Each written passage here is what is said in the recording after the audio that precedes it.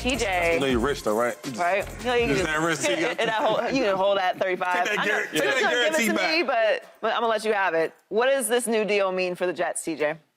Dalvin Cook is not visiting the Jets. Dalvin Cook is signing with the Jets. That's what that means is when you give up money that in essence was your money, they are not releasing you. That's money that you know for a fact. Okay, I got this money coming in. Okay, I can spend X, Y, Z. I can do this. To just give it away, that's odd to me. He's a better man than me. I'm not doing that. I'm not doing that. So when you say Dalvin Cook is coming in for a visit, no, we are signing Dalvin Cook. And so Aaron Rodgers has done something that I don't know if anybody has done this before. Just give $35 million. That's a lot of money. It's guaranteed money. You renegotiate to give money back that you're in essence is a giving you're going to make. So I don't know what this means for the Jets. Expectations may raise or may not, but Aaron Rodgers has a lot of sway in that locker room and that organization. When you do these type of things, they're going to listen to what you have to say. Absolutely. And maybe Aaron Rodgers, being as smart as he is at Cal Berkeley education, he's thinking about that. He wants to have some say, and what better way than to give money back that I know I'm going to make? Shady? I love it. These last couple of months, I've been loving some Aaron Rodgers. The moves he's making, the way he's acting, the way he's behaving, the leadership, things I haven't seen in a long time, right? Bigging up all his younger players, being around them, taking a pay cut. I'm sorry. Taking a guaranteed pay cut, right? To go out there and get some other players. Now, you know they're going to get some offensive players. If the quarterback's taking, giving money back to go out there and get some more talent, why not? That two things. One is, it lets me know that he's all bought in and dialed in with the Jets. And two is that he's going to be there for this year and next year and potentially another year. Because he's structuring the contract that way. And I do think that this team is going to be very good because the things that he's doing. They already have a solid defense. They have a lot of young talent. And now he took some money, he gave some money back so he can get some other talent on the offense. Like you talked about Cook. I mean, you go out there and get Clowney on defense. You go out there and get Leonard Fournette, right? Kareem Hunt. There's some players, some running backs. They might there go get a lineman. You never know. So I love the moves they're doing, and it shows you that he's really dialed in. Look, maybe I'm wrong, but maybe he's a different guy. It happens. Sometimes people change. Yeah. Sometimes people change. I don't tend to believe that, but sometimes people change. It does happen. Right. But I don't want to be a hypocrite. People talk about change, right? They say I'm going to be different. I have a different approach. I'm excited, blah, blah, blah, blah. But what are you actually doing? Right. Yeah. He didn't give back like $5 million. He could make that in a commercial or something, right? He gave back $35 million guaranteed. We throw a lot of big numbers around, but that's a lot of money. That's a lot of money. That's a career for some people. Man, that's a nice house in Beverly Hills. A nice house. Nice one. That's like 3 nice houses. In this economy, you can get a nice house still in Beverly Hills for $35 million. That's crazy to me. So I don't want to get crazy. I don't want to get, all wild. But he's walking the walk. That he's saying, I'm giving money back that was 100%, it was in the account. That's just, you can count on that hitting the account. Yes. $35 million. We look forward to it, too. I would look forward to it as well. So maybe he was just really that miserable in Green Bay. Maybe Green Bay isn't as well run as everyone thinks that they are, which I've had the sneaky suspicion for years that might be the case. But this does seem to be a little bit of a different Aaron Rodgers. Rick, you're standing over there with a look on your face like you're about to shoot us all down. He just gave a starting quarterback back to the New York Jets. Is what he gave them price-wise, right? Right. Yes, price-wise. Now, right. why would he do this? Why would Aaron Rodgers do this? Maybe this is in his heart. Help the team out. He's a leader. Yes. Let us know. Let us know. He is sparing. He is demonstrating that he is sparing no expense to stick it to the Green Bay Packers. And to make this as successful as possible, which is still sticking it to the Green Bay Packers, right? Sure. He is doing all the things that he would not do in Green Bay the last couple of years. Right? He took that 50 a year over there. He took every dime that he could get from them. He didn't do OTAs. He didn't engage the young guys. Like, he didn't do any of these things. So to me, this is just one more measure to make sure that you find out just how good I can be and what you were missing on because our relationship wasn't where it was supposed to be. But this is what I'm capable of. So it's not on me that I'm not in Green Bay. It's on them that I'm not in Green Bay. It wasn't on me that I wasn't doing these things in Green Bay. It was on that front office that I wasn't engaged the way I was because they weren't willing to engage me. Right. New York Jets, man, they come and talk to me. They ask me what I want.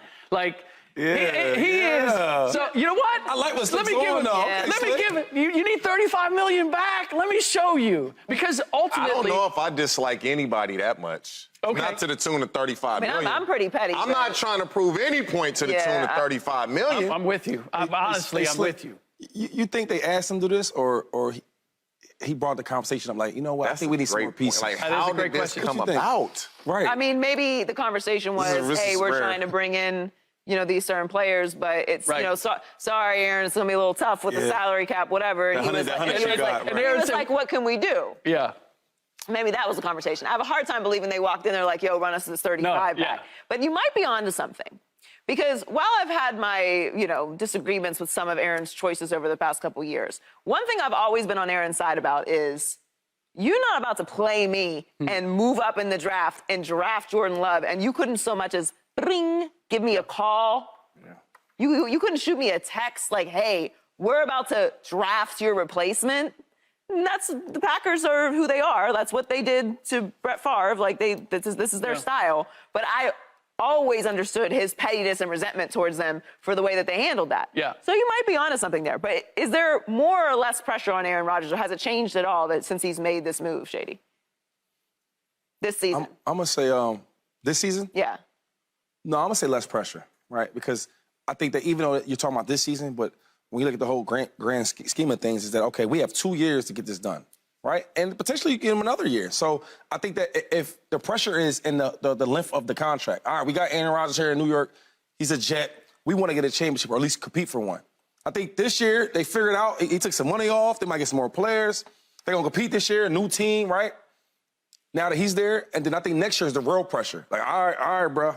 Yeah, I know you gave us $35 million. Thanks, right? I know we got some more pieces.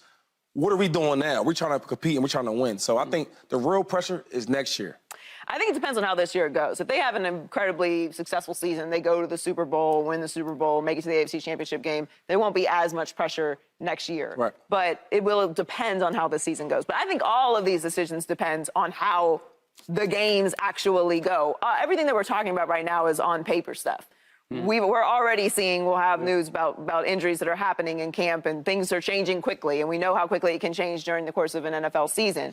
So to me, we still have to see how he plays. If all this sounds great and is great until the games start, if it doesn't go as planned, then the pressure will. And that schedule's hard. That schedule's hard this year, too. So we have to see how that plays out. Yeah. But what do you think, Slick? I think this takes pressure off of him, and it puts it on Robert Saleh, and it puts it on Nate Hackett, and it puts it on Joe Douglas, their GM. Because basically what he's saying is, I'm going to give you the money to make us better. Right. Yes. Yeah, well, you can't blame me. Right. I mean, you can blame me less, right? Because I'm giving you the wherewithal to make this team better around me. And so what they do with that money and how much better that team gets, I don't see anybody in New York. I mean, again, like to TJ's point, like, nobody gives back $35 million. Like he want to win though. God, I never seen him out like this. He wants to win. Extraordinary. And so how they spend that $35 million, that's where the pressure lies. Is there less pressure on Aaron this season? I can't believe you guys don't believe it's more, because when you get better players, your expectations are higher. So this $35 million, I agree. They're going to spend this on maybe a Dalvin Cook. If he's going to visit, I'm almost certain Dalvin Cook is a New York Jet by the end of the day. When you have better players, now it's, oh man, the Jets, they have such a great team. Where's the weakness at? They have this. Your expectations are going to rise where the pressure will increase. But that's on the Jets. That's not necessarily on Aaron. No. It's always on a quarterback, is it not?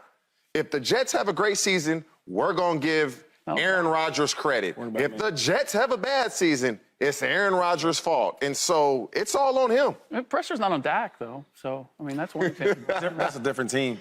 I think it depends a lot on how Aaron plays. Aaron's going to be better than what they had last year. Obviously, we know that. Yes. But it will depend on how Aaron plays. I mean, we're going to talk about it very soon, but there was a lot of talent in Denver last year, and nobody predicted that it was going to go as badly as it did, and a lot of it was at the feet of the quarterback. So there's many different ways. Or as somebody would say, the awful coach. Right. Like I said, we'll get to it. I think it really depends on how the games and the season actually goes. But this to me is maybe it's the same old Aaron. It's still calculated. It's new Aaron He's just giving different energy. I tend to think it's not a new Aaron though. I tend to think that maybe this was like his younger fun self, and maybe the last couple years in Green Bay just kind of took it out of him a little bit. Okay, let me break it down like this, right? Because this is a new Aaron for sure. You ever like your parents, right? How about this? Your parents. They probably were tough on. Well, my parents were tough on me. They were tough on me, right? My mom and my dad. Soon I had kids. They had grandchildren. Nowhere like that. Way different. Yeah. They don't punish them the same. More. They're giving them candy for dinner. Aaron Rodgers, right? Now he's older. He got gray. He got all this gray. He teaching. Come on. No, Yeah, man, serious. We're talking about a difference between a year. You're going to tell me that. No. But he's in a new situation. I'm saying all these years with the kids and relatives, with the Green Bay. Now I got a new team, a new family, right? The grandchildren. He way different. Way different. But don't you feel like the tenor of Aaron and being in Green Bay? I don't recall prior to the Jordan Love draft that we heard about Aaron Rodgers being frustrated and upset and struggling to be in Green Bay. Aaron Rodgers has been painted in a light that obviously he's not. I'm just telling you. I disagree. I've never heard players, they speak on how good teammates he's had. They speak about how good he is, but they don't speak like, oh, he's such a great person. Where a dude like Tom Brady, they gonna speak about how good he is as a player, and they speak vibes of how great of a person he is.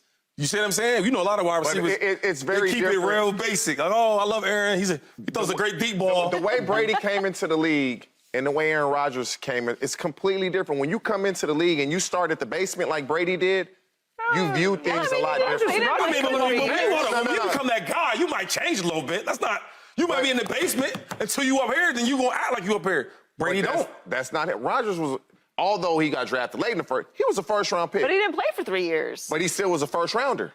Yeah. You're a first-rounder. First round that was in the basement. I don't know. All I know is I'm excited to see what the Jets do this year. Subscribe here to get the latest from Speak, and go watch a few segments from our other shows on FS1.